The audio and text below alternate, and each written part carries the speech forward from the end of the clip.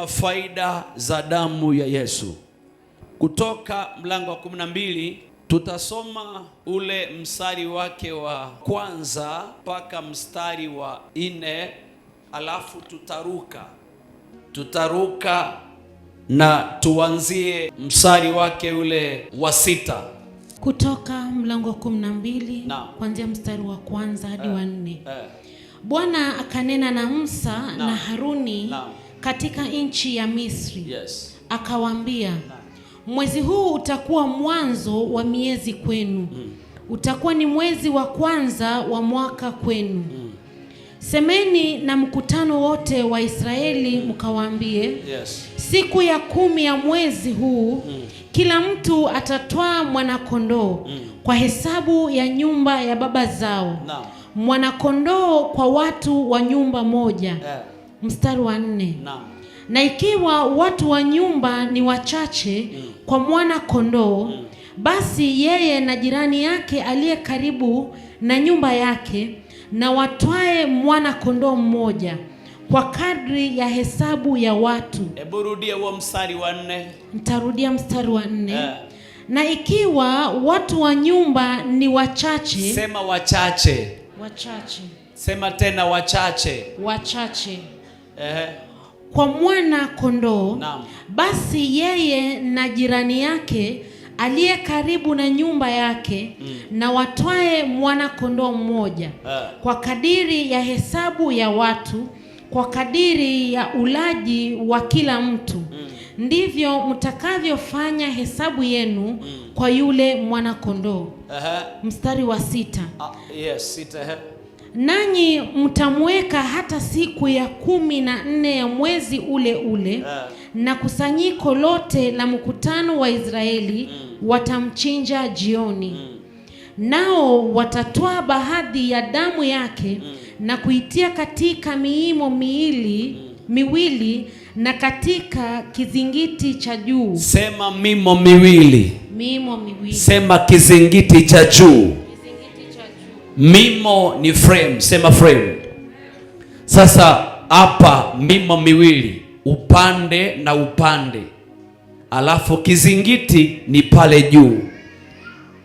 Sema juu. Ya, twende. Umeelewa? Mimo miwili ni frame ya mlango, upande na upande huu. Twende. Nao watatoa baadhi ya damu yake na kuitia katika miimo miwili na katika kizingiti cha juu, katika zile nyumba watakazo mla. Mstari wa 8. Watakula nyama yake usiku ule ule, imeokwa motoni, pamoja na mkate usiotiwa chachu, tena pamoja na mboga zenye uchungu. Hebu tuache 7, turudi hapo, tuache 8, turudi hapo 7. Turudi tu hapo 7. Tarudia mstari wa 7. Nao watatwaa baadhi ya damu yake na kuitia katika miimo miwili na katika kizingiti cha juu, katika zile nyumba watakazo mla. Sema amina. Amina. Sasa nimesema matumizi ya damu Mungu ameyatumia kuleta wokovu. Sema wokovu. Mungu anafanya mpango wa kuleta wokovu kwa wana wa Israeli, kuwatoa kwenye taifa la Misri, kwenye nchi ya utumwa. Na Mungu anaanza mpango mapema wa kuwatoa kwenye mateso na kuwapeleka kwenye ahadi yao. Sema ahadi. Na hapo ndipo alipomwita Musa, akampa maagizo vile anataka afanye. Bwana asifiwe sana. Bwana akamwambia Musa azungumze na watu, kila Mwisraeli basi kutakuwa na siku ya kipekee ambayo watu watachinja mnyama, na si mbuzi, si ng'ombe, wala sio farasi ama sio ngamia, watachinja kondoo. Sema kondoo. Na kwenye Bible ukisikia mahali kumetajwa kondoo ametolewa sacrifice ama amefanywa kitu fulani kinachoandamana na matoleo, anamwakilisha Yesu. Sema Yesu.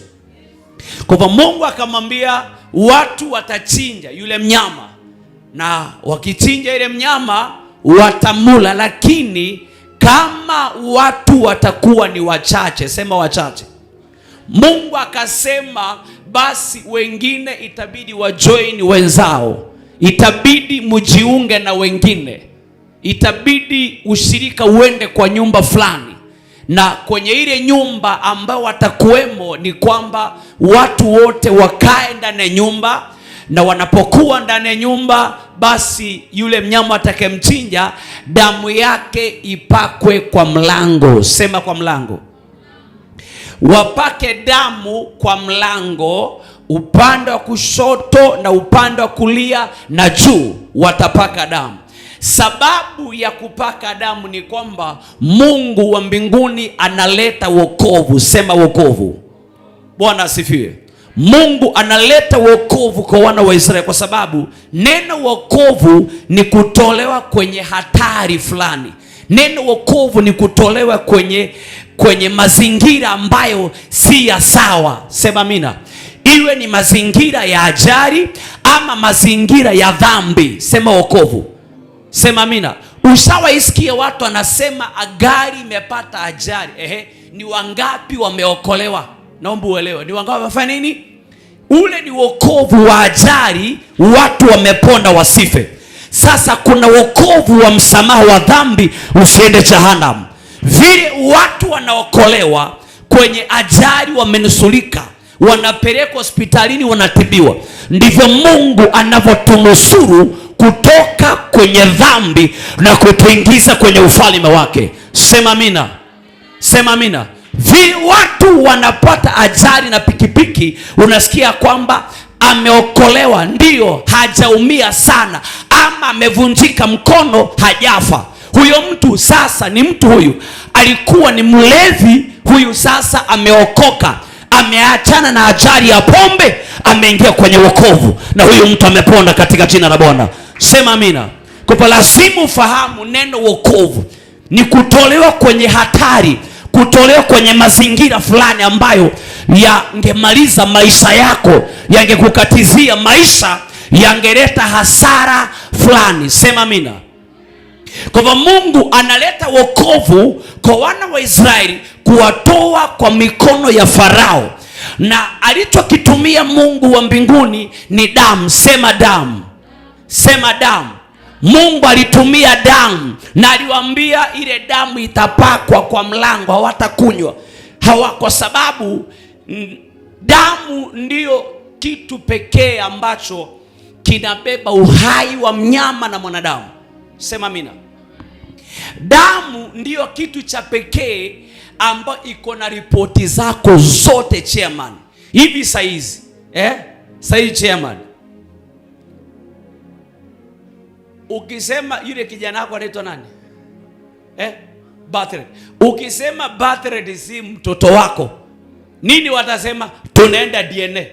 Hawatasema uliza wazazi wa chairman, hawatasema uliza ndugu ya chairman, watasema twende wapi? DNA. Watatoa damu yake, ama sivi inakuaga, wanatoa damu yako na ya nani, alafu inapimwa. Ile damu inaleta report, huyu ni Jasiaya mwenyewe, Japolo mwenyewe kabisa, kwa sababu ile damu inatoa nini? Report. Kwa hivyo hakuna vile utakataa. Sema amina. Kwa hivyo vile, asante kedi chair, na ni damu peke yake ina uwezo kupea daktari ripoti ya afya yako, sio maji. Daktari akitaka kujua unaugua nini, atatoa damu. Watachukua mkojo, watachukua kinyesi, unaangalia chini. Unaangaliaje chini? Watapima, lakini bado watabambanya una tatizo gani.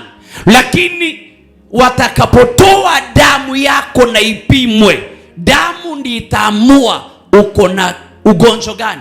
Uko na TB, uko na malaria, uko na homa, ama una tatizo, uko na kisukari, uko na presi imejificha, damu ndiyo itatoa.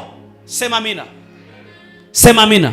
Kwa hivyo naomba na leo ya kwamba kwa damu ya mwana kondoo itoe ripoti ya maisha yako katika jina la Bwana majeshi aliye hai. Sema haleluya. itatoa ripoti ya maisha yako. Sema amina. Maana Mungu anapoambia weke damu kwa mlango, basi anafahamu ya kwamba damu ile itatoa ripoti ya kwamba kila Mwisraeli mwenye ako ndani hiyo nyumba ako salama, hajakufa. Kwa sababu alikuwa anamesema usiku wa manane mimi nitapita. Sema nitapita. Mimi nitapita usiku wa manane na nitaangamiza kila mzaliwa wa kwanza. Bwana akasema kwenye haya maandiko kutoka mlango wa 12 huo anasema nitapita usiku wa manane. Sema usiku wa manane. Na ataangamiza kila mzaliwa wa kwanza. Lakini nyumba ambayo kutakuwa na mtu Mwisraeli ako ndani, yule malaika atatumwa, hata ingia ndani, atapita wapi? Juu. Hebu tusome kutoka 12 mstari 12. Biblia inasema maana nitapita kati ya nchi ya Misri usiku huo, nami nitawapiga wazaliwa wa kwanza wote katika nchi ya Misri. Asante. Bwana asifiwe. Mungu atafanya nini? Atapita. Kwa nini Mungu anapita? Kwa sababu Mungu analeta wokovu. Sema wokovu. Anataka kuleta wokovu kwa wana wa Israeli, na njia kuwaletea wokovu lazima awaendee. Ndio maana wakati ajali imefanyika, si aliyeanguka na gari anatukujiaga, sisi ndio tunamuendeaga. Ama baba shege, sisi ndio tunaendaga mahali kuna nini? Kuna ajali. Polisi ndiye anaendaga mahali kumefanyika nini? Ajali. Alafu ikilazimu kupima, wanakuaga mpaka nafuti ya kupima, si ndio? Sasa kwa anatemesha, anashika pale, kuna mahali pengine inabidi wapime. Simama wewe, nasimama wanapima. Nani aliingia? Maana haoni gari, nani ana makosa, gari na wachangamana, ilipogongwa imechanganya askari, inabidi wapime nani ametoka kwa laini. Alafu watatafuta watu kuwauliza, hao watu mliona ajali ikifanyika? Waeleze. Sema amina. Kwa hivyo Mungu akasema nitakuja, nitapita usiku wa manane. Bwana asifiwe. Maana nitapita kati ya nchi ya Misri usiku huu, nami nitawapiga wazaliwa wa kwanza wote katika nchi ya Misri, mwanadamu na wa mnyama. Nami nitafanya hukumu juu ya miungu yote ya Misri. Mimi ndimi Bwana. Mungu amesema atafanya hukumu. Sema hukumu.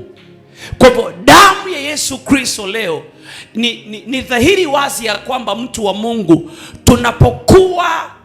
tunapokuwa na ibada kama hii ya kula mwili wa Yesu na kunywa damu ya Yesu Kristo, kuna vitu vinapaswa kuhukumiwa. Lazima kufanyike judgment fulani ndani yako. Lazima. Sema amina. Kuna judgment ya magonjwa, kuna judgment ya umaskini, na kuna judgment ya unyonge wa mtu. Kuna judgment ya laana, kuna judgment ya madeni. Lazima ihukumiwe hiyo kitu. Sema haleluya. Sema amina. Yule Mungu alifanya hukumu kwa damu ya wanyama kwa sababu ya kumtoa Mwisraeli kwenye nchi ya Misri ili aende Israeli. Maandiko yanasema ya kwamba kwenye kitabu cha Kutoka mlango wa 5 kinasema hivi, Israeli ni mwanangu wa kwanza.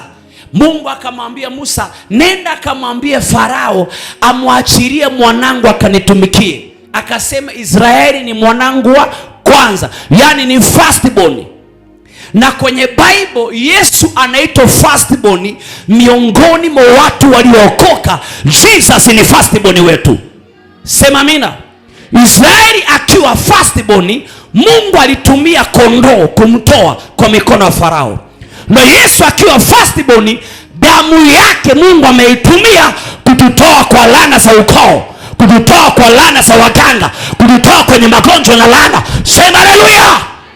Natangaza leo, wakati ninapokupatia, sitaki kuizoea damu ya mwana kondoo, sitaki kuizoea damu ya Bwana Yesu. Natangaza leo, wakati utainywa, natangaza hukumu. Hukumu juu ya kila mchawi, hukumu juu ya kila tatizo, hukumu juu ya kila laana, hukumu juu ya kila mapepo. Sema haleluya. katika jina la Bwana majeshi. Hebu sikiza. Nawe umwambie Farao, Bwana asema hivi, Israeli ni mwanangu mimi, mzaliwa wa kwanza wangu. Twende pale chini. Mstari wa 23. 23. Nami nimekuambia mpe mwanangu ruhusa aende ili apate kunitumikia. Achia hapo kwanza, subiri. Usinitukuze, mtukuze mwanao. Asante kwa kunikumbusha mimi ni mwanadamu, ninaishi duniani chini ya jua.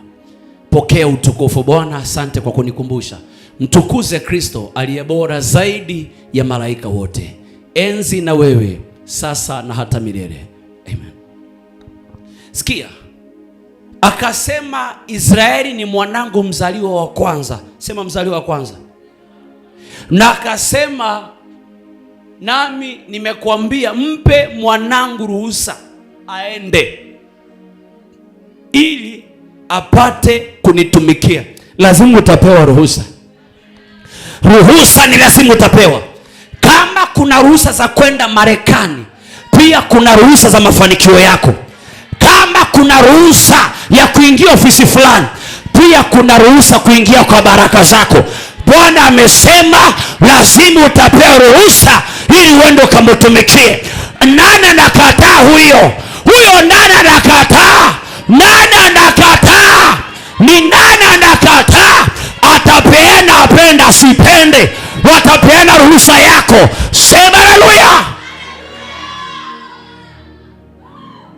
Kwa hivyo hii ndio ilisababisha Mungu atumie damu. Lazima uelewe kwa nini Mungu analeta wokovu kwa Israeli kuwatoa Misri.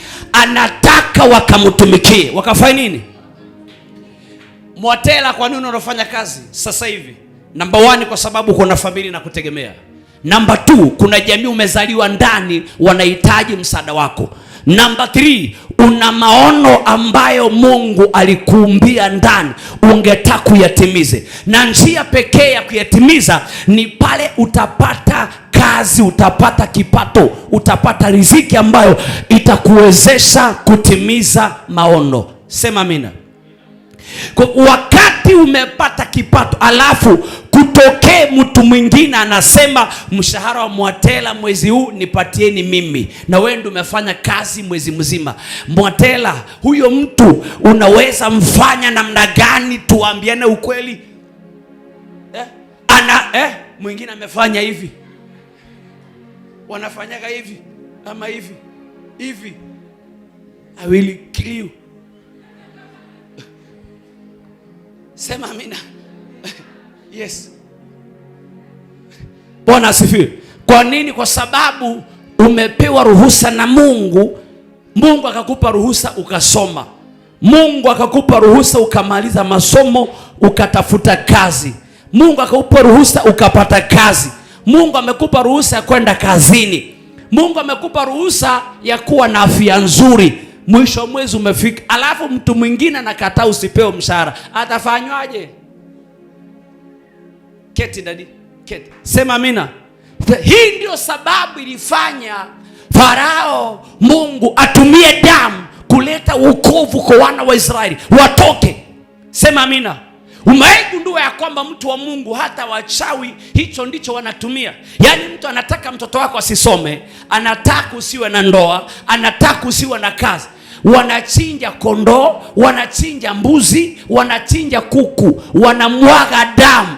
Ile damu inaongereshwa maneno. Sema amina. Damu inaongereshwa. Mama mmoja wakati fulani alikuwa amekaa muda mrefu apate mtoto.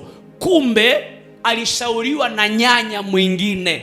Wakati wa family planning nafikiri ilikuja kita mizizi sana. Akaambia hivi, achukue damu zake za mwezi, afunge kwa karatasi, afunge kwa kitambara, na afunge kwa jiko ya kupika na kuni pale juu. Sasa vile moshi unaenda hapo, unapanda pale juu, basi yeye watoto hawatazaliwa karibu karibu, kwa sababu moshi hauwakagi throughout. Si ni kweli? Kuna wakati wanawasha moto, kuna wakati hakuna moto. Kwa hivyo saa zile hakuna moto ni kumaanisha family planning inafanya nini?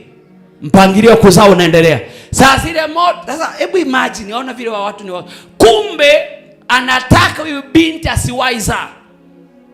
Nyanya bahati mbaya akafa. Nyanya alipokufa ile nyumba ikabomoka. Nyumba ilipobomoka damu zake zikaangukiwa na nyumba.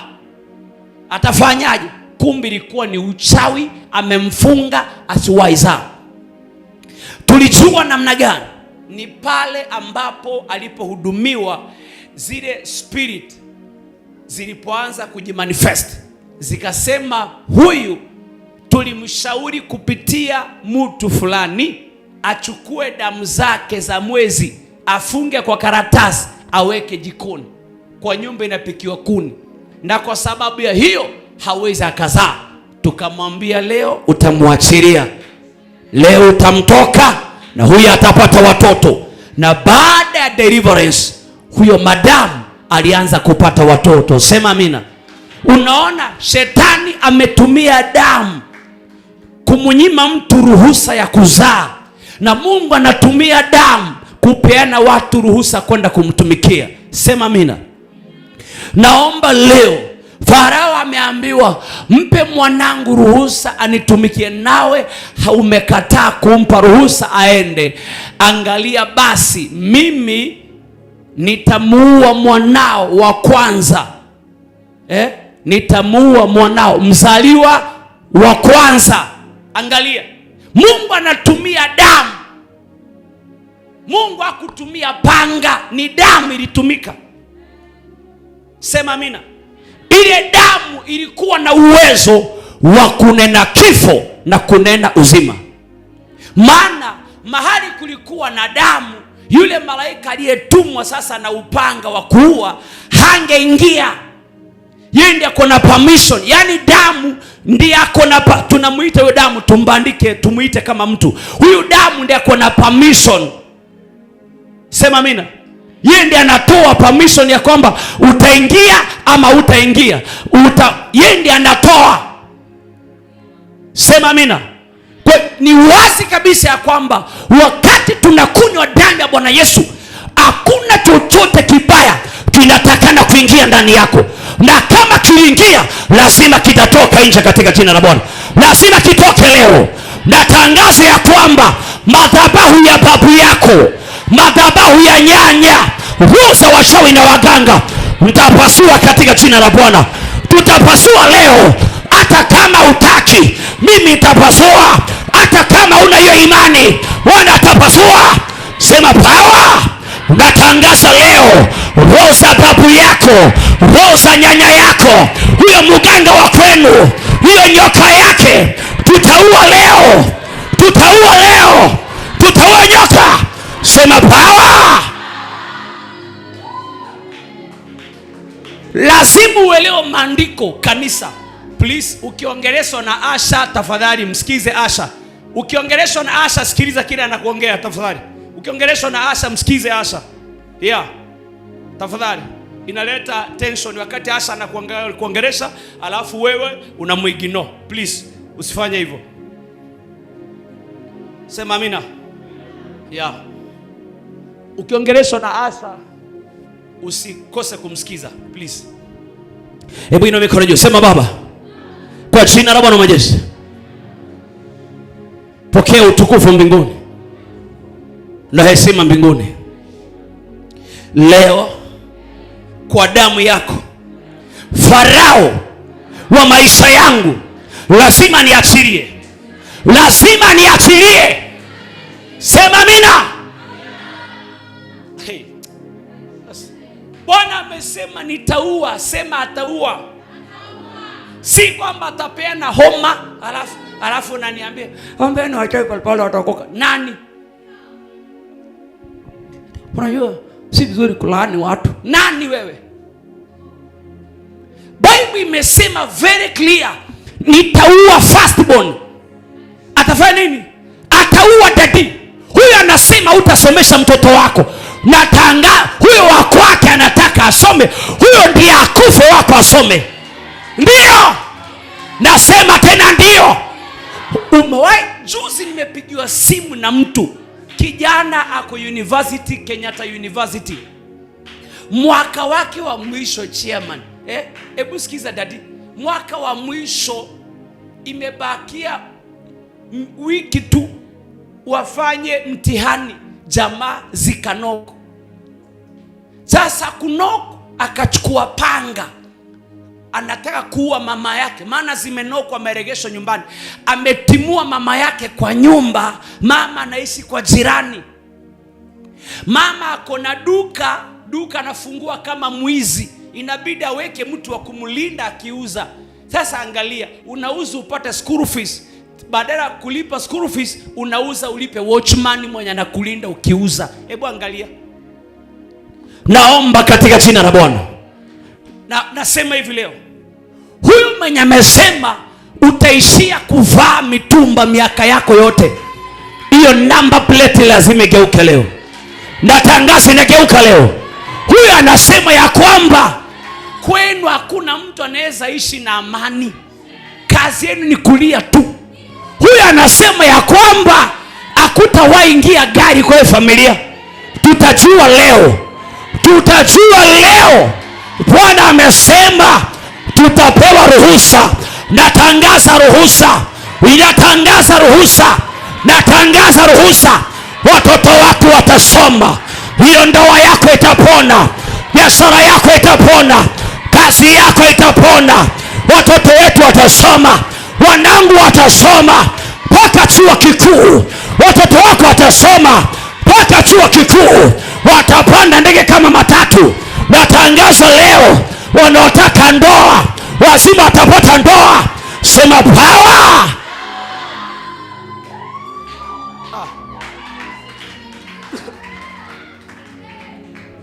Si kama unanielewa?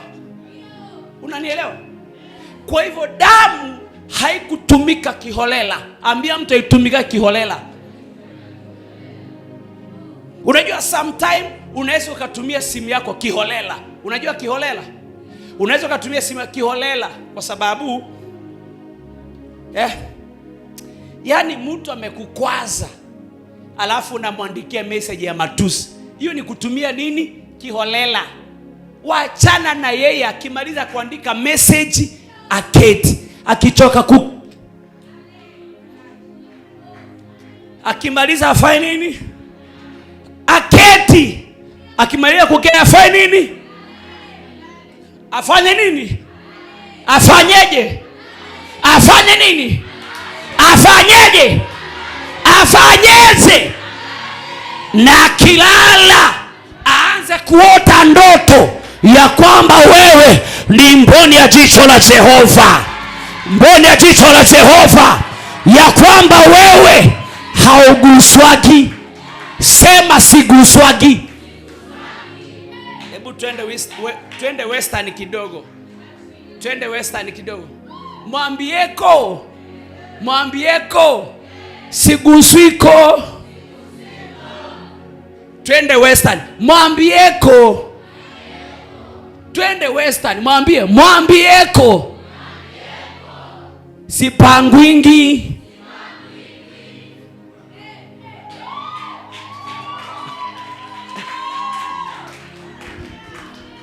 Karibu sana wageni wetu. Karibuni, Bwana wabariki sana. Sema amina. Farao akaambiwa lazima achini. Kwa hivyo kuna watu wanatumia meza ya Bwana kwa sababu ni ibada. Kanisani kwetu wametangaza ibada ya meza ya Bwana, lakini hajui kwa nini anatumia. Na ndio unaona ya kwamba kuna watu wanatumia meza ya Bwana, hakuna mabadiliko yote kwenye maisha yao, iwe ni kwenye huduma, iwe ni kwenye familia, iwe ni kwa sababu anaitumia kiholela. Kiholela anaanga si kikombe kileta kuisha, hata aombi akisha meza. Alafu sasa ndani ya kanisa kuna kuwa na wale ambao wanajua nguvu ya damu Yesu. Unasikia tayari wameconnect. Akisikia pande, akisikia mbele, mpaka anatamani kufanya nini? Amke angalie. Alafu sasa zaidi sana wengine sasa anafunga macho namna hii, maana mbele kuna kiti ama kuna bench, anaweka ventilation. Sema ventilation. Anaweka hivi. Yana anambia na wacheki tu. Huyo mtu nasema hivi, hana tofauti na mwenye hajaenda ibada. Hana tofauti na mwenye hajakunywa damu ya mwana kondoo. Hana tofauti na mwenye hajakula meza ya Bwana. Mtu akila meza ya Bwana, kuna vitu vinabadilika. Kuna kitu anasikia ndani. Kuna mwana anacheza ndani. Kuna vitu vinarukaruka ndani. Wakiomba ni kama generator. Wakiimba ni kama generator. Wakiomba ni kama generator. Kama generator ya Honda. Sema power. Natangaza leo, hata kama aliyekuroga alikufa, hiyo roho lazima itakuachilia. Natangaza itakuachilia. Nasema na watu walio kanisani, sema na watu walio nyumbani, sema na watu walio kwa ibada. Kila majina umezaliwa, jina la babu yako alikufa bila ndoa, alikufa bila pesa, alikufa maskini, alikufa bila mavazi ya maana, alikufa na laana. Leo itaondoka. Watangazi itaondoka. By power itaondoka. By force itaondoka. Itaondoka leo. Tutaing'oa leo. Itaondoka leo. Sema power. Sitaishi maisha yenye babu yangu aliishi. Kama aliishi maisha mazuri, yale mazuri yanifuate. Kama aliishi mabaya, yale mabaya ya divert, yaniachie njia nipite. Naomba leo, huyo shangazi yako alikutamkia mabaya, huyo anko yako alikutamkia mabaya, huyo anti yako alikutamkia mabaya, huyo jirani yenu, kwa sababu ya shamba, kwa sababu ulipozaliwa. Kuna watu hawakutaka uzaliwe, hawakupenda uzaliwe, hawakutaka mama zetu waolewe, hawakutaka baba zetu waoe. Walipoona tukazaliwa, wakasema mabaya. Tunatangaza leo kwa damu ya mwana kondoo, yatakuwa baraka, yatakuwa baraka, yatakuwa baraka. Kila madhabahu ya jamii kwenu, rosa nyoka pasua. Sema pasua. Pasua chura zao, mburukenge zao, mzekobe zao. Pasua katika chinos. Sema power. Ruka juu, piga kelele takatifu. Sema fire, fire, fire, fire, fire, fire. Ayayayaya. Ruka wewe. Ruka. Ayayayaya. Sema haleluya. Ruka. Ayayaya. Tuendelee.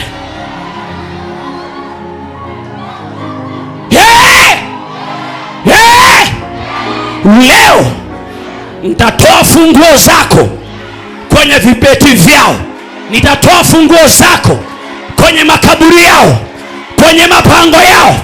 Funguo za ndoa, funguo za biashara, funguo za masomo, funguo za kazi, funguo za kusomesha watoto. Tunatoa. Nitatoa leo, tatoa. Nitatoa leo, tatoa. Sema power. Mpe mtu high five, mwambie pokea estate yako. Mwambie pokea estate yako. Kila kamba za wakamba, kila kamba za wakamba, kamba za kikamba, tunaita power soul ya Holy Spirit. Leo utamwona ra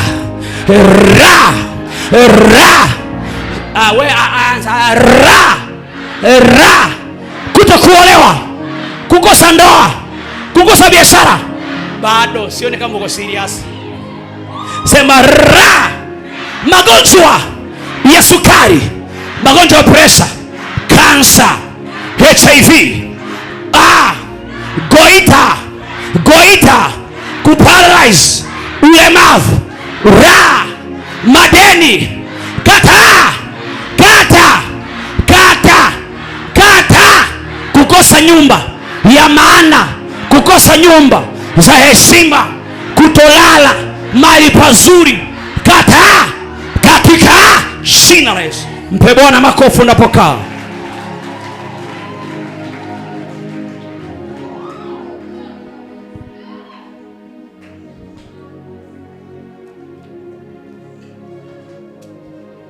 Wapi simu yangu? Nani amechukua? Oh. Asante. Asante. Na shinda nani amekuja kuchukua simu hapo kwa madhabahu? Sema simu imepatikana. Baraka zako zimepatikana.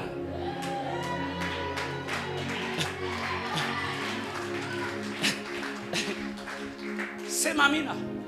Kwa hivyo damu, Mungu alitumia damu kuforce mambo yafanyike.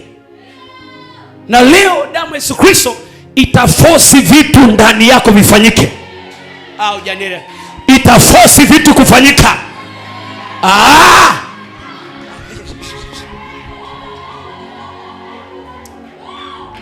Hebu acha nikuonyeshe, uelewe. Wewe kuja hapa brother. Wewe 1 GB kama mimi, kuja hapa quickly. Simama. Kuja hapa daddy. Hawa 12 GB kuja. Na 11 GB kuja Mwatela.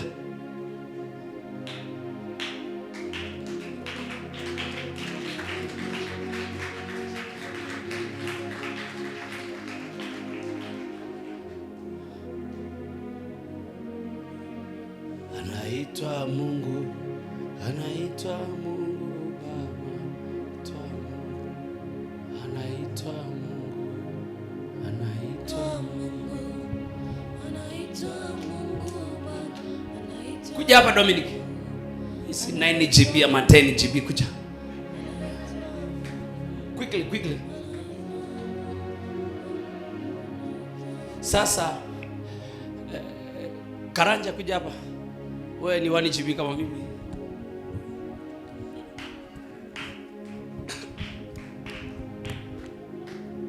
Sasa brother, rudi nyuma kidogo wewe. Rudi nyuma pale. Rudi tu. Okay. Karanja nenda pale sasa. Tuna exchange. Wewe njoo pande. Njoo hapo, wewe njoo. Geuka. Angalia Karanja. Alafu sasa nyinyi dadi simameni pale katikati. Sasa Karanja anasimamia wewe leo mwenye unakunywa damu ya Yesu Kristo. Unanielewa? Sasa huyu ndugu tunamweka nafasi ya mtu ambaye anasema huu mwaka utafanikiwa.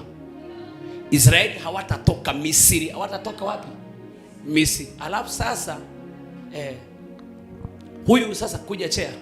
Tall man, sini ile 18 feet ama ni 17 feet. Anasema 36 feet. Sasa huyu anasimamia sasa yule malaika aliyetumwa afanya nini? Sasa wewe ndio una komandi wale vile watafanya. Huyu simama hapo karibu. Sasa Karanja nataka akuja achukue asali na maziwa iko hapa. Hii ni nchi ya ahadi yenye walikuwa naenda. Sasa angalia pande hii. Wewe uende kwa Karanja kumzuia asikuje. Nyinyi mnataka afanye nini? Akuje. Lakini mnafuata order kutoka hapa. Sema amina. Sasa malaika Mika ndiye alitumwa Mikaeli na upanga. Sema amina. Songa hapo dadi. Sasa nyinyi mnamwangalia huyu kile anaonyesha ndicho kile mnafanya. Sasa Karanja anza kukuja mosmos jatelo mosmos. Wewe unazuba. Ngoja turudi. Njoo. Unataka nipeane order. Karanja rudi nyuma. Rudi nyuma Karanja kabisa mahali ulikuwa. Yes. Sasa wewe unaanza kukuja na wewe unaanza kwenda ukifanya hivi. Ili akufanye ishara kumaanisha kwamba asikuje. Unazuia asije na wale. Sasa wewe angalia Karanja alafu upeane order. Haya, kazi kwako.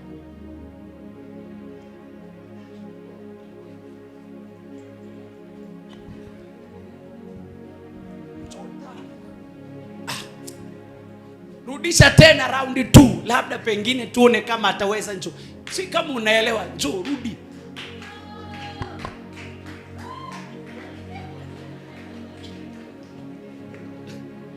Rudi Paul, rudi tu tena, rudi round 3 tuone. Ngoja rudi kap, wewe peana order, takufuta kazi. Njoo Paul, uchukue yako sasa, chukua. Na hivi ndivyo utafanywa leo katika jina la bebeni yeye. Hebu ngoja kuja. Ngoja kuja. Hebu rudi. Nataka bebo, sema abebo Tanganyika jeki. Sema Tanganyika jeki. Njoo yapange nipangile hili. Bebeni hewani. Haya, ngoja. Haya. Kuja. Karanja. Haya. Leo matatizo yako yote yatabebwa na damu ya Yesu Kristo. Damu itabeba. Shida zinabebwa. Sema power. Hii usiniregeshe.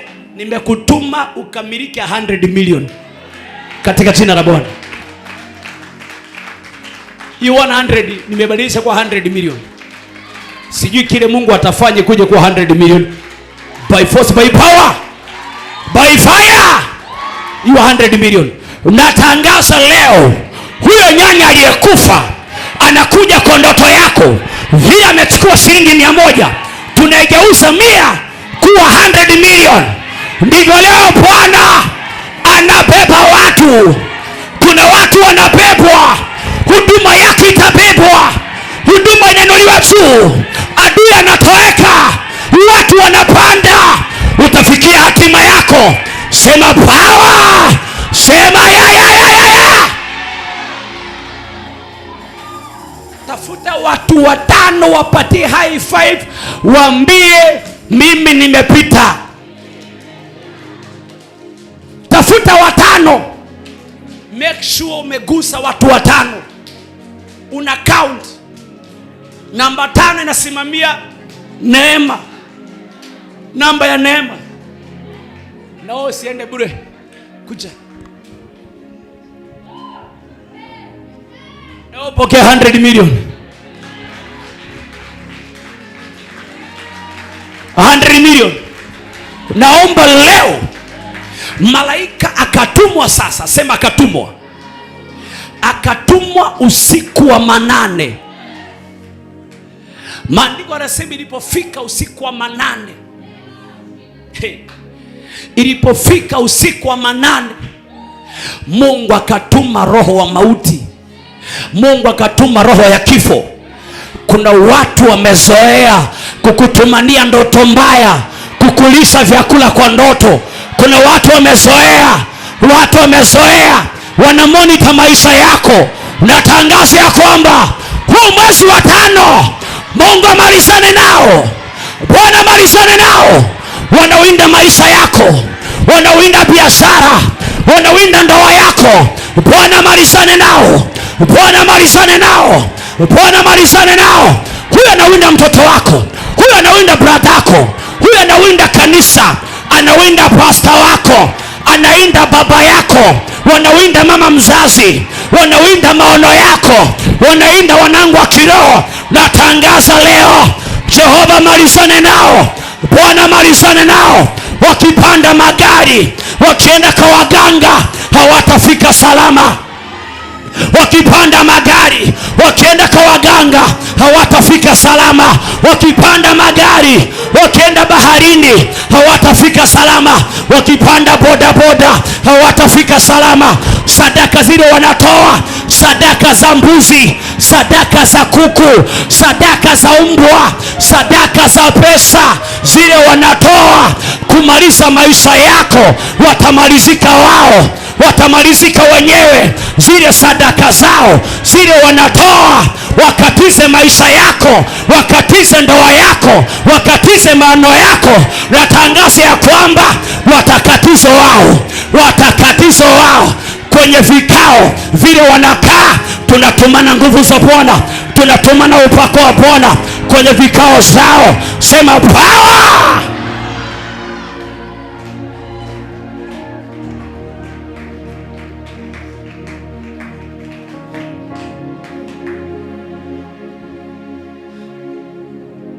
Bwana amesema upewe ruhusa.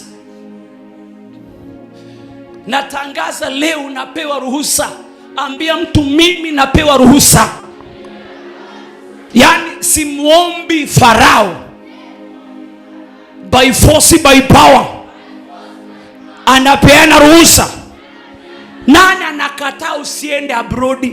Ni nani anakataa usiende university? Nani anakataa usijenge wazazi wako? Kuna watu mko hapa, muna maono makubwa, muna ndoto kubwa. Nataka nikwambie leo, kwa damu ya mwana kondoo, kwa mwili wa Yesu na damu ya Yesu, maono yako lazima yatimie, lazima yasaliwe. Kuna watu wana maono ya kuwa viongozi wa serikali, kuwa mhubiri wa kimataifa, mwimbaji wa kimataifa, mwanabiashara mkubwa, kuwa distributor, kuwa wholesaler. Natangaza leo, Baba anakupatia, Mungu anakupatia, Mungu anakupatia. Natangaza unapewa, watu watapewa, watu wanapewa. Showroom za magari, showroom za magari, showroom za pikipiki, maduka spare part za magari, spare part za magari, spare part za simu. Kuna watu wana maono ya kuwa na kampuni. Una maono kuwa na kampuni. Wacha kujidharau, usitupe maono yako. Mungu unayemtumikia, Mungu aliyekuumba, hajawahi shindwa. Maandiko yanasema Bwana akisema ndio, hakuna kusema hapana.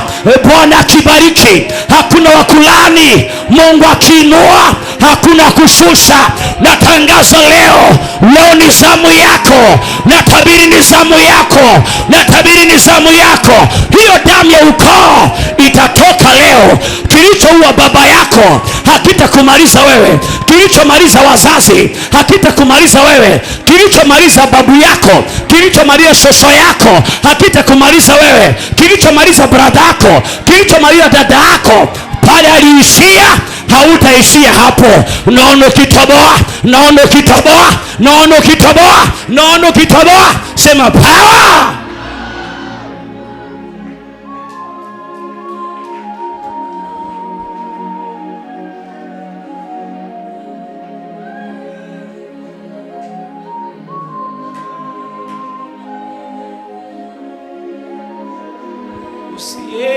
Usiyeshindwa, usiyeshindwa, wewe ni Mungu.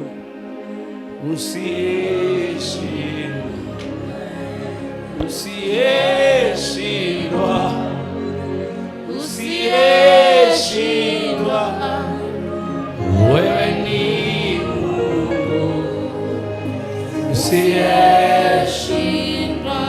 Mataifa yote yanakufahamu, wewe ni Mungu. Usiyeshindwa. Mataifa yote yanakufahamu, wewe ni Mungu.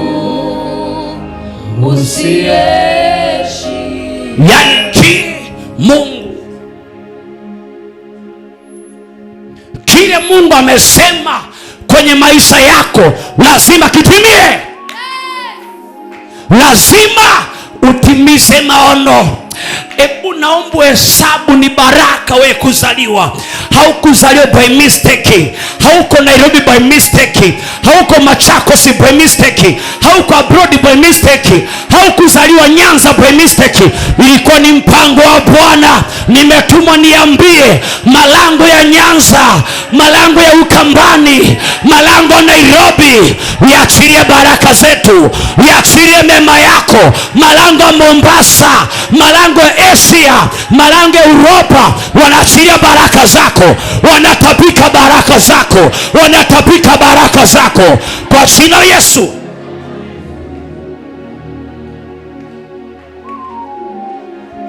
Leo Bwana akasema Israeli aachiliwe. aachiliwe. Na Bwana akasema nitafanya hukumu moja tu, hukumu moja ambaye dunia nzima itajua kuna Mungu katika Israeli. Akasema nitaleta pigo lenye sijawahi lifanya kwa Farao, pigo kwa Farao. Na kabla Bwana afike hapo, kumbuka alisema hivi, nitafanya moyo wa Farao kuwa mgumu. Sometime usishangae adui anakufuata. Ni Mungu anataka ajipatie utukufu, ile hukumu Mungu anaenda kufanya kwake. Umejiuliza ni kwa nini mnachukiwa sana? Umejiuliza kwa nini sometime hata watu mewasaidiwa na kugeuka? Umejiuliza ni kwa nini vitu vinajirudia kwenye maisha yako? Hatima yako ni kubwa. Una hatima kubwa, una maono makubwa, una ndoto kubwa, una hatima kubwa. Hatima yako ni kubwa.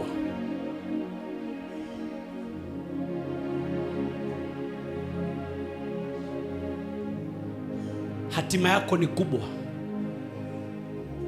Ndio unaona sio kila gari inaweza kubeba mzigo. Sio kila matatu, kila gari inabeba mzigo. Kuna magari special ya mizigo. Maana ni vitu vikubwa, inabidi wa gari kubwa. My brother, my sister, mami, auntie, ukiona watoto wako wanachukiwa, wamebeba vitu vikubwa. Ukiona boma yenu mnachukiwa mpaka na ndugu za baba yenu hawapendi, mnachukiwa mpaka shosho anawachukia. Shosho hana shida, ni hatima iliyo ndani yenu. Na kwa sababu shetani anamuonyesha ni kama hamna maana. Hatima mliobeba, maono uliobeba, ndoto uliobeba, kwa damu ya Yesu na mwili wa Yesu leo lazima utatoka. Mungu alitumia damu kuforce vitu. Damu ni maficho ya maono ya mtu. Damu ni maficho ya ndoto ya mtu. Mungu alitumia damu kuficha wana wa Israeli. Damu ni maficho, maana alisema pale nitaona damu, huyo nitakayemtuma kuleta kifo hata ingia ndani, atapita juu. Lakini mahali kutakuwa hakuna damu, ataingia ndani. Damu ni maficho ya hatima yako. Damu ni maficho ya ndoto yako. Damu ni maficho ya maono uliyobeba. Sema amina. Naomba leo ugeuza imani. Vile umezoea unakunywa damu Yesu Kristo ni kama unakunywa juisi. Hapana. Nataka leo ubadilishe imani. Iheshimu ibada ya meza ya Bwana zaidi. Sema amina. Jambo lingine, nimesema nazungumza faida za damu ya Yesu Kristo. Faida ya damu ya Yesu. Jambo lingine, damu ya Yesu inasafisha, inatuosha. Wakati wa Agano la Kale Waisraeli walifichwa na damu ya mnyama. Kwa Agano Jipya sisi damu inatusafisha.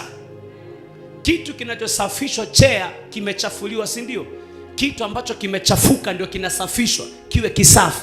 Ndio maana maandiko yanasema kitabu cha Timotheo, kuna vyombo vingi kwenye nyumba, kuna vyombo vingi vya kila aina, lakini chombo ambacho kimejisafisha, kimejitakasa, kimekuwa kisafi, kujitenga na hao, kitafaa kwa kazi njema. Leo naomba Bwana kupeleke kwenye malengo. Leo Mungu akuingize kwenye kusudi lake. Damu ya Bwana Yesu inatusafisha. Kitabu cha Ufunuo mlango wa kwanza mstari wa 5. Wale wenye kuandika Yohana wa kwanza 1:7. 1 John chapter 1 verse 7. Msomaji wangu naomba mtasoma. Yes. Bali tukienenda nuruni.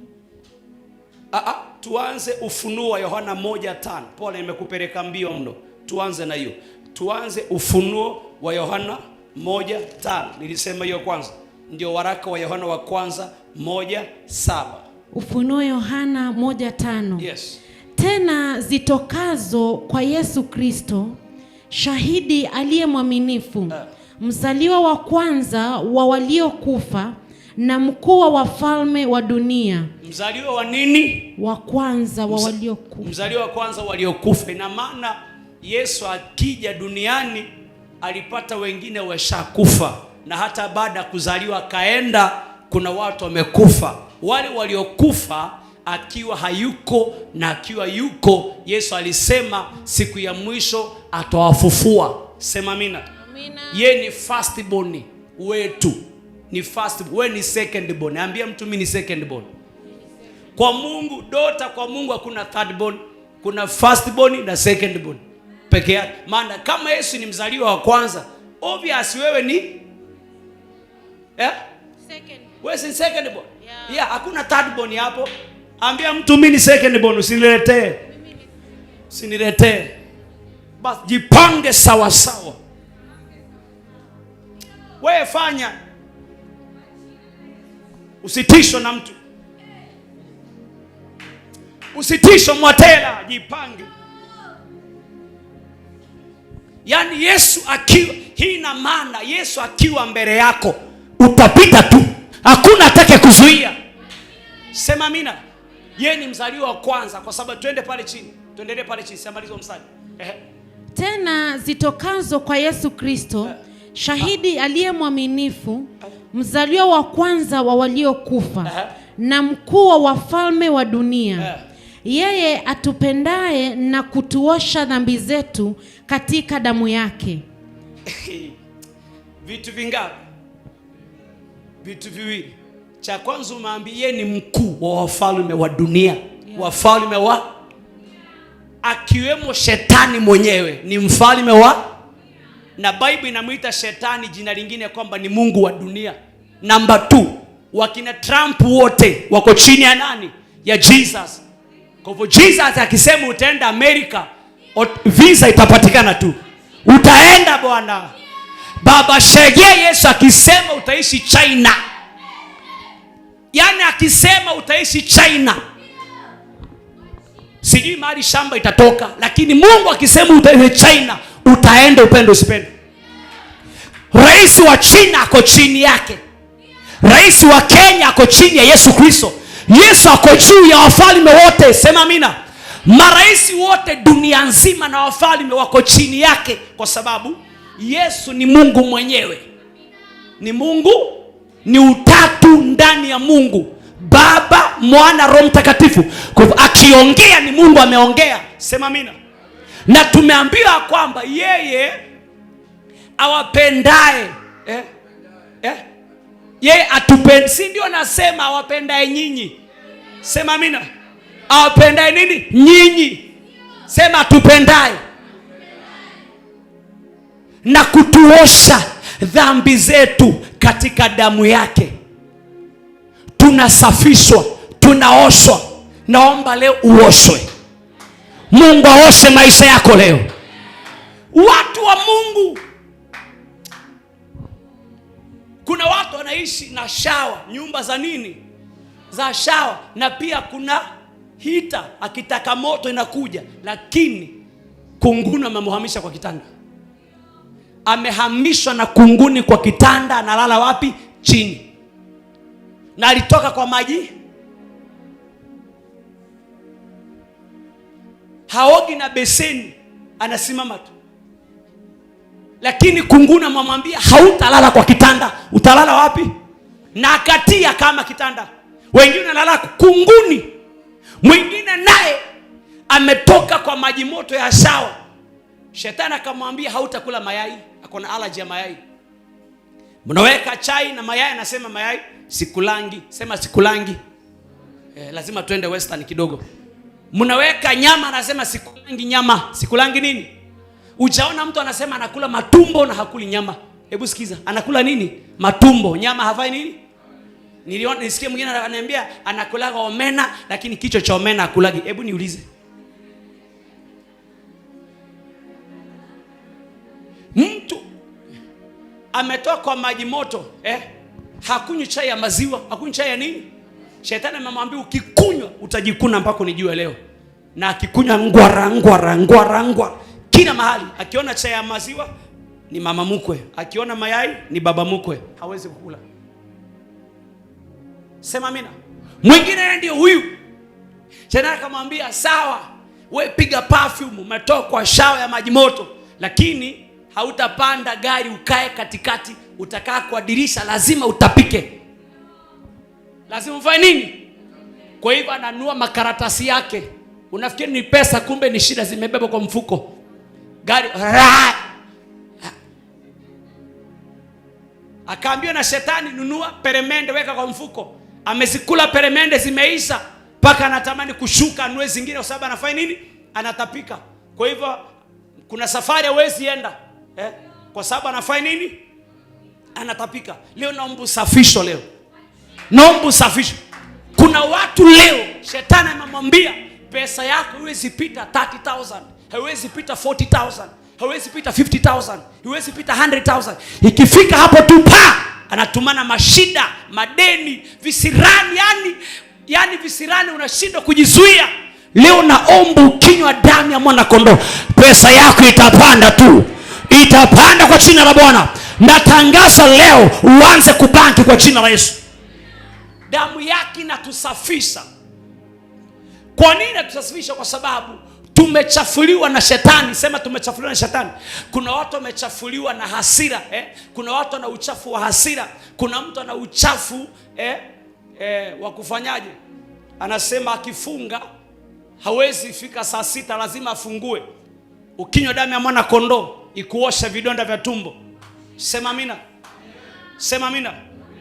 Kuna watu wanasema, ni mama anasema akisongo kichwa kinauma, anaisha kinyoa nywele, na hajawahi jua nywele ni mapambo ya mwanamke, na wanawake huwa ni maua ndani ya church. Na ndio maana anasema kila mwanamke lazima avae smart. Hebu gusa wa mama, gusa mama mwenzako ale karibu na wewe. Muulize, nani alikoroga uendage saluni wewe? Ulirogo na nani uendage saluni wewe?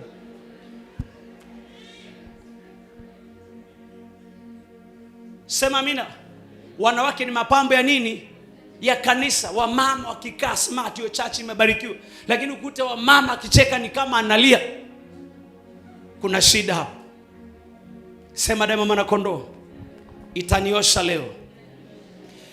Hebu tuesomee waraka wa Yohana kwa haraka. Namaliza waraka wa Yohana. Waraka wa Yohana wa kwanza 1:7. Nitasoma. Bali tukienenda nuruni kama yeye alivyo katika nuru, twashirikiana sisi kwa sisi, na damu yake Yesu mwana wake yatusafisha dhambi yote. Kwa hivyo ili damu Yesu Kristo ikusafishe, ili ikuoshe, lazima utembee kwenye mwangaza. Tukienenda nuruni, sema nuruni. Damu ya mwanae yafanya nini? Hebu tusome sote kanisa, 1, 2, 3.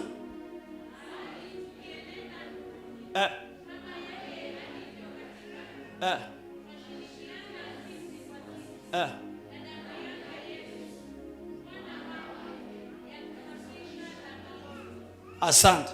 Yaani damu ya Yesu inafanya kazi kwa watu wa kategori ngapi? Kategori ya kwanza ni watu wanatembea kwa mwangaza, watu wanatembea nuruni. Kategori ya pili ni watu wenye ushirikiano. Yaani Mungu anapenda ushirika, wapendwa. Sema ushirika. Sema ushirika. Mungu anapenda ushirika kwa sababu anafanya kazi na ushirika. Ndio maana maandiko yanasema ya kwamba anaitwa Mungu pamoja na wanadamu, Emmanueli. Mungu pamoja na wanadamu ina maana ni Mungu wa ushirika. Hafanyi kazi peke yake. Wakati Mungu ameumba dunia, amemaliza, ameumba wanyama, akamgawia Adamu kazi. Yaani Mungu anaanza kazi na mwanadamu pale kwenye bustani ya Edeni. Si Mungu alisema ataitwa simba, ni Adamu. Simba alipofita, Adamu akasema ni nini? Ni simba. German Shepherd alipopita akafanya akasema huyu German Shepherd. Kondoo alipopita akasema huyu nini? Ni kondoo. Nguruwe alipopita akasema huyu ni nguruwe. Sio Mungu, Adamu. Tumbili alipopita akasema huyu naye ni tumbili. Chura alipopita akasema huyu naye anaitwa chura. Kobe alipopita Adamu akasema wewe utaitwa kobe. Farasi alipopita akasema wewe utaitwa farasi. Adamu alipompea farasi jina, Mungu naye akachukua nafasi. Sasa Mungu akamuingiza farasi training. Sema training. Bible inasema hivi, farasi hujua vita kwa harufu. Yaani farasi awe hajawahi enda vitani, vile Mungu amemuumba, Bible inasema anajua vita kwa harufu. Hiyo ni kazi ya Mungu. Sasa Adamu amempa jina na Mungu amemuingiza training. Haikuishia hapo. Mungu ameumba ayala. Ayala alipopita Adamu akasema wewe utaitwa ayala. Ayala sio swara, wanafanana na swara. Ukisikia Daudi anasema hivi, moyo wangu wa kuonea shauku kama ayala anavyoionea shauku mito ya maji, kitabu cha Zaburi. Unajua ayala vile Mungu amemuumba, wakati kuna kiangazi, ayala hutoa harufu inayovutia wanyama.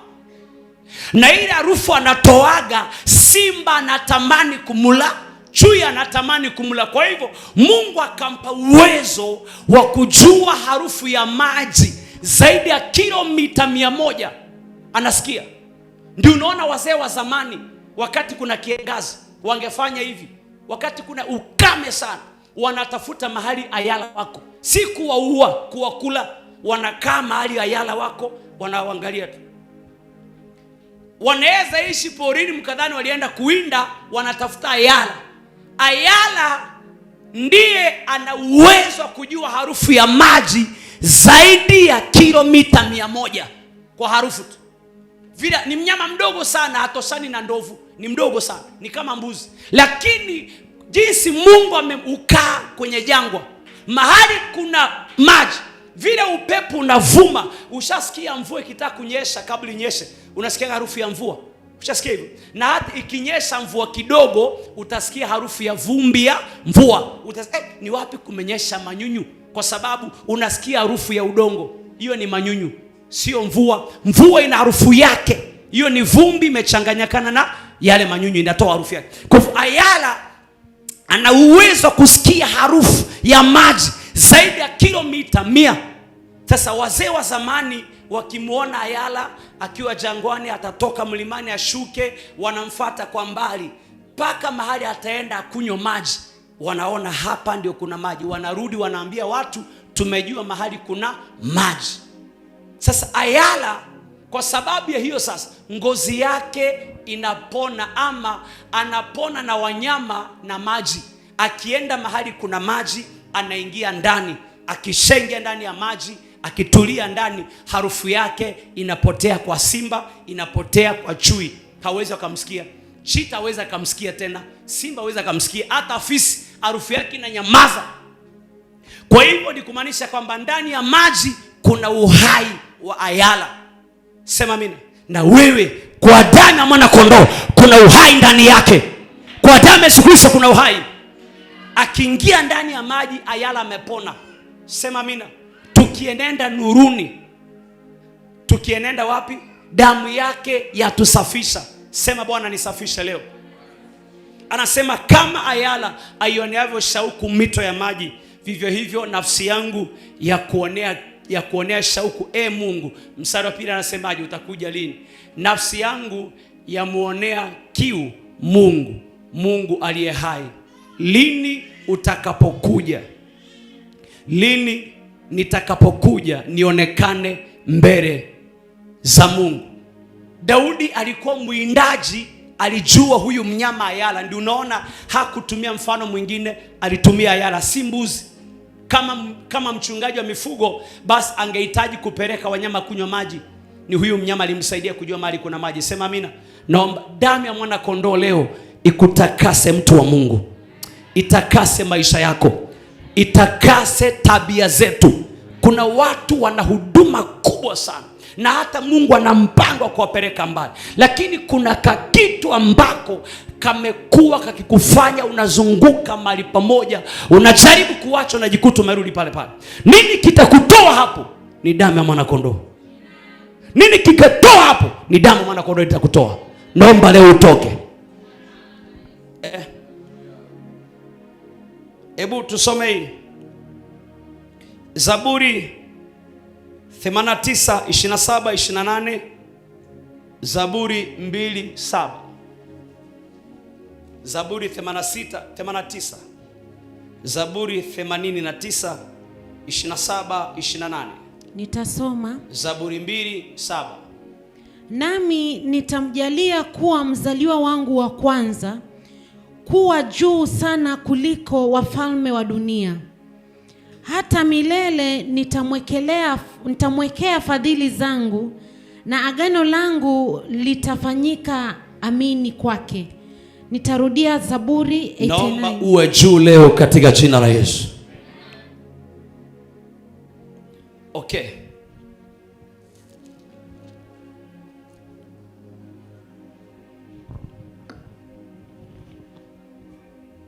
Okay, hebu tusome Yohana 18:17. John chapter 18 verse 17 to 18. Yohana 18:17-18. Basi yule kijakazi aliyekuwa mngoja mlango akamwambia Petro, wewe nawe je, mwanafunzi mmojawapo wa mtu huyu? Naye akasema, si mimi. Mstari wa 18. Na wale watumwa na watumishi walikuwa wakisimama, wamefanya moto wa makaa, maana ilikuwa baridi, wakawa wakikota moto. Petro naye alikuwapo pamoja nao, anakota moto. Mstari wa 19. Achia hapo. Tuache hiyo. Isikae hapo sana. Jambo lingine, damu Yesu Kristo hutuleta karibu na Mungu. Damu ya Yesu inatuleta karibu na Mungu. Inatuleta karibu na Mungu. Kitabu cha Waefeso mlango wake wa 2 mstari wake wa 13 hadi 15, wenye kuandika. Alafu Isaya 57 19 21. Isaya 52:7. Wale wenye kuandika. Nimesema Waefeso 2:13 hadi 15. Isaya 57:19 hadi 21. Hizo zina support usemi wa kusema damu Yesu Kristo inatuleta karibu na Mungu. Hebu tusome hiyo. Waefeso 2:13-15. Yes. Lakini sasa katika Kristo Yesu, ninyi mliokuwa mbali hapo kwanza, mmekuwa karibu na damu yake Kristo. Kwa maana yeye, hebu rudia vizuri, kwa damu yake. Nitarudia. Yes. Lakini sasa katika Kristo Yesu, ninyi mliokuwa mbali hapo kwanza, mmekuwa karibu kwa damu yake Kristo. Yes. Kwa maana yeye ndiye amani yetu, aliyetufanya sisi sote tuliokuwa wawili kuwa mmoja, akakibomoa kiambaza cha kati kilichotutenga. Mstari wa 15. Naye akiisha kuondoa ule uadui kwa mwili wake, ndivyo sheria ya amri zilizo katika maagizo, ili afanye hao wawili kuwa mtu mpya pamoja ndani ya nafsi yake, akafanya amani. Asante.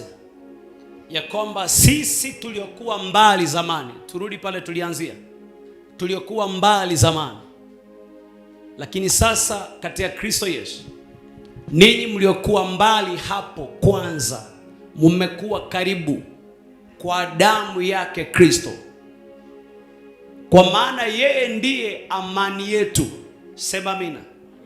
Ina maana kwamba kukaa mbali na Mungu tulikosa amani na Mungu. Kukosa amani na Mungu ni kumaanisha mlikosana na Mungu. Tumekosana na Mungu kwa sababu ya dhambi.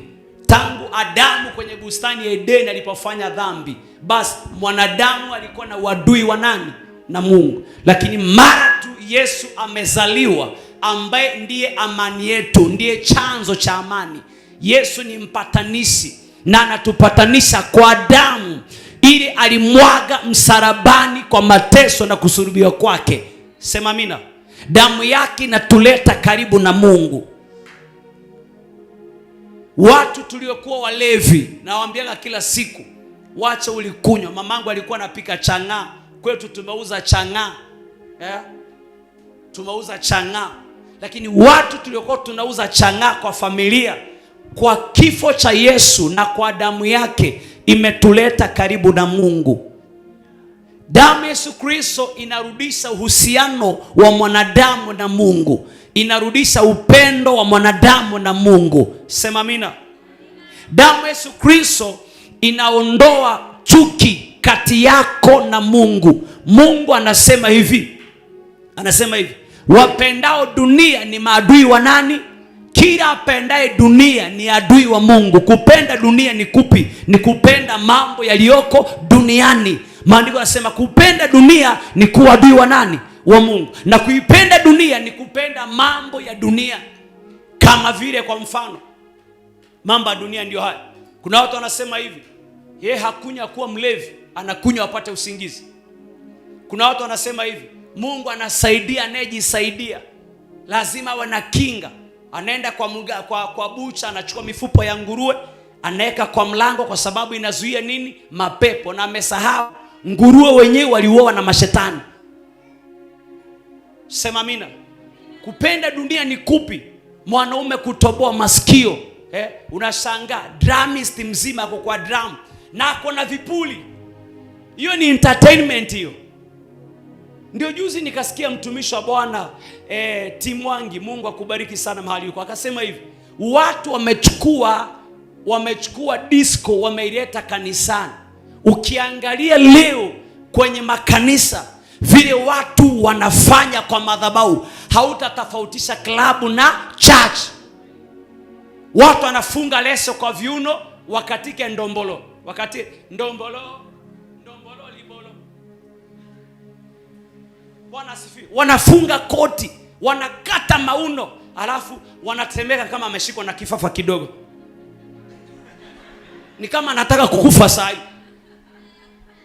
Lakini ukifuata chanzo, hiyo style utaipata. Diamond anafanya nini? Ama nyie muonage? Unajua mimi nafundisha kitu ambacho mnakiona kwa mitandao, wangu ama kweli? Dunia inasema hivi, Mungu anataka roho. Mungu anataka roho. Praise and worship. Amevaa skati iko wapi? Hapa. Hata wakisema turuke, akiruka hivi mnaona bendera ya red inatokelezea juu ya bendera ya black. Umenielewa?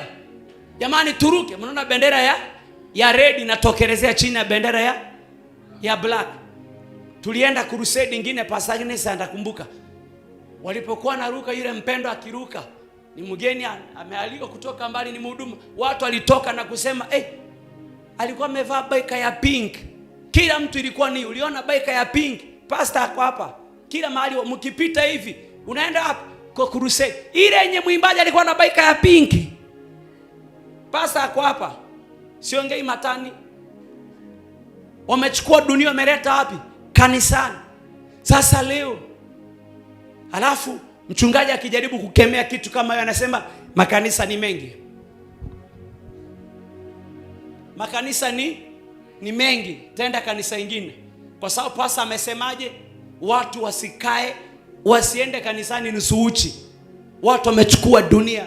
Mungu ana haja na mavazi, Mungu ana haja na roho. Lakini fahamu ya kwamba roho inakaa wapi? Kwa mwili.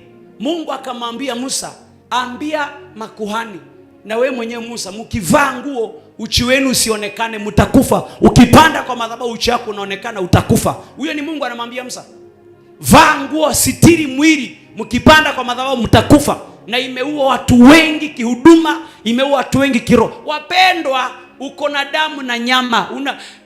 Kuna watu wengine atahitaji miaka 2-3 ndio akuwe delivered. Ile roho bado jamto. Sasa ukimvalia hapa, alafu unakuja unaketi karibu na yeye, alafu kiona na kuangalia sana, unaweka kandi kachifu. Ni kama sosa inaweka kwa kikombe. Ni kama sosa inaweka wapi? Kwa kikombe. Ndugu atakaa, atashindwa kuvumilia. Atavianza tu, unaitoka nani lakini. Mnafanana na jirani yangu mwingine. Ama ni wewe. Lakini anyway watu fanana hivyo, milima ndio sawa. Kesho akija, lakini unaona matatu unapandaka ni stage gani? Imagine anaishi Kariobangi na huyo anaishi wapi? Kayole. Anamulia stage anapanda iko wapi? Tayari amechukua namba. Kesho na kesho kutwa mnashangaa dada amepotea. Mkija gundua ama maneno naongea ni uongo. Bwana asifiwe. Vitu kama hivi ukiongea kanisani, mtu anaacha nini? Kanisa. Anataka mahali hata akiambia njoo na kinyasa kanisani, wewe ni msichana. Juzi nikutana mwingine kwa matatu pastor. Anaambia mwenzake twende church. Mwambie hapana, siwezi enda. Nimevaa vibaya. Pastor wetu atukija na baika hana shida. Wewe twende. Uko na sadaka? Sawa. Wewe twende, utajione. Ukiona basi usirudi church kwetu. Twende. Sawa. Pastor, wacha basi ninunue kamtandio na funa. Anambia achana na mtandio. Uko sawa. Wewe twende. Sema church kwao hata ukienda na baika hakuna nini? Boru na nini? Na sadaka. Hiyo ni dunia imeingia kanisani. Dunia ikiingia kanisani, watu wa Mungu anaondoka wapi? Kanisani. Unaona hapa kuna mtu anasema amina sasa. Bwana asifiwe.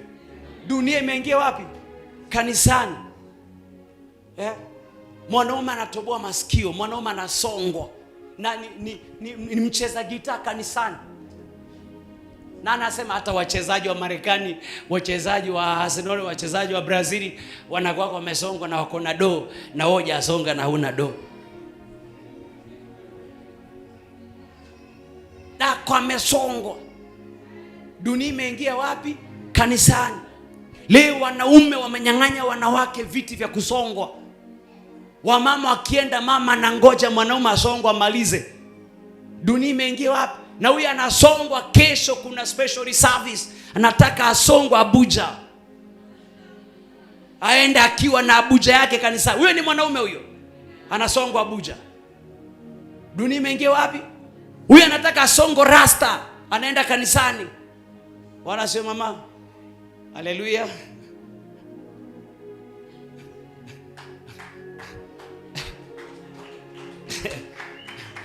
Sema amina. Naomba dunia iondoke wapi? Kanisani. Tunaposema damu yake atutakasa. Jana kuna picha nilitumana kwa mama na baadhi ya wanangu wa kiroho wanajua hiyo picha nilitumana, inahitaji maombi. Kijana wa kiume, mtoto wa 17 years ameolewa na mwanaume wa 32 years. 32 ama 31? Mwanaume wa 32. Hebu angalia message. 32 ameoa mtoto wa kiume. Mtoto wa kiume ameolewa na mwanaume miaka 32. Nikamuuliza alinitumia picha. Anaendaga kanisa. Wanaendaga kanisani. Wanaendaga. Wanaendaga kanisani. Mtoto ameolewa miaka 17. Ndio ujue kile naongea. Dunia imeingia wapi? Kanisani.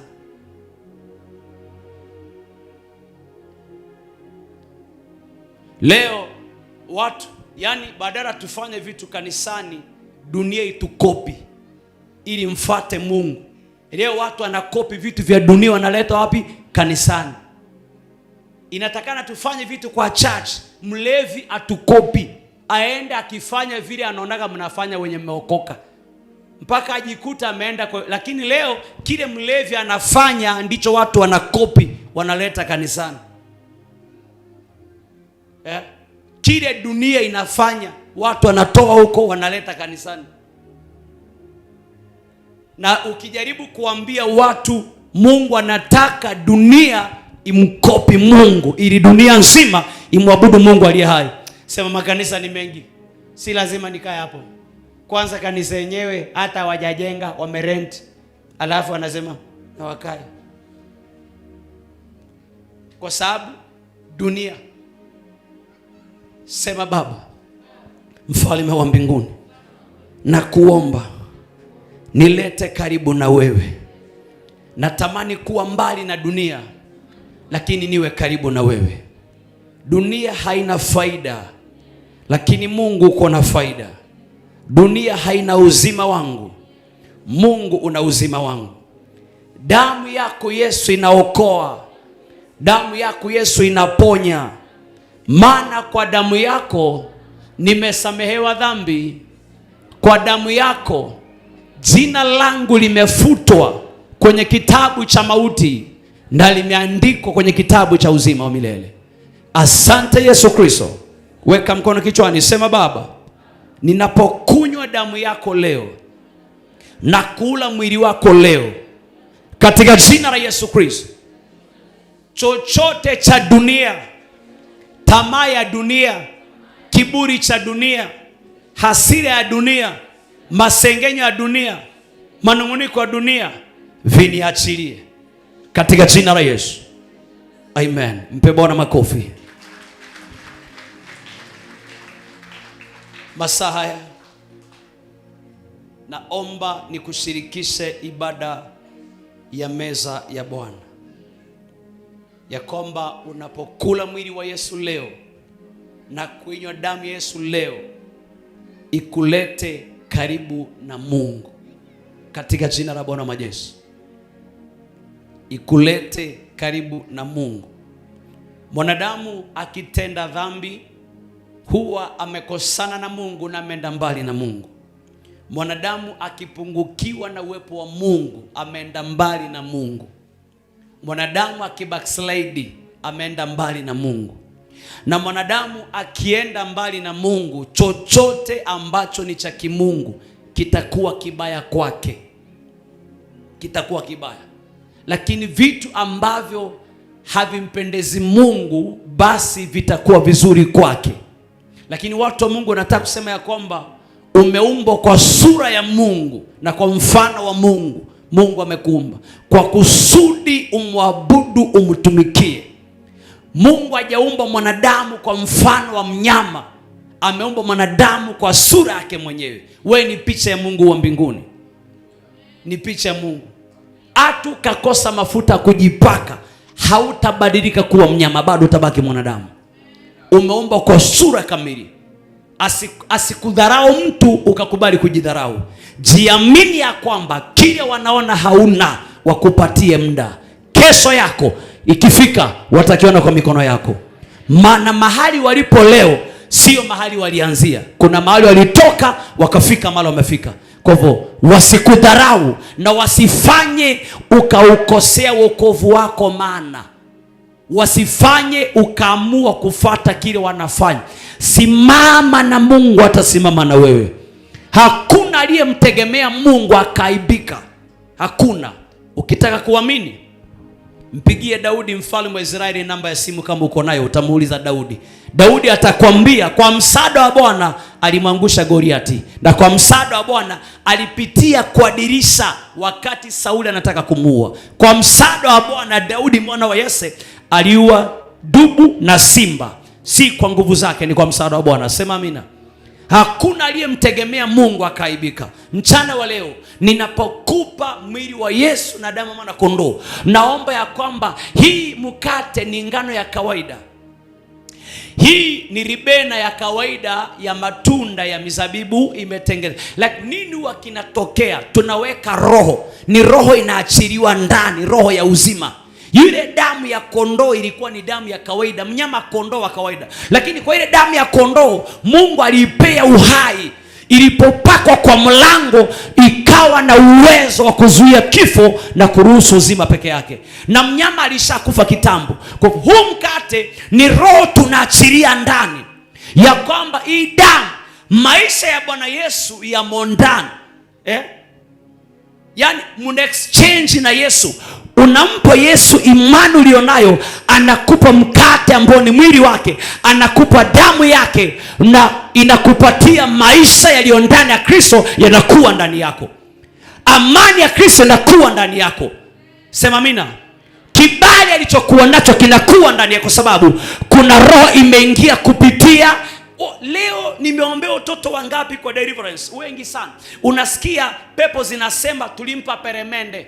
Nani? Jirani yao. Tulimwambia anunue peremende, aitamkia maneno ampe mtoto asisome. Alipokula peremende akaanza kukataa kwenda shule. Alipokula peremende akaanza kutukana mzazi, na akichapwa anatoroka nyumbani. Ni neno amepea peremende inaongereshwa. Hata miwa mtu anachukua kipande kipisi cha mua, anaongeresea mua, anapea mtoto wako. Akikula huo mua tu, vitu vinabadilika kwa maisha yake. Sema amina. Hata biskuti tu, mtu anachukua biskuti anainenea maneno, anainenea, akila hivi kunakuwa na shida.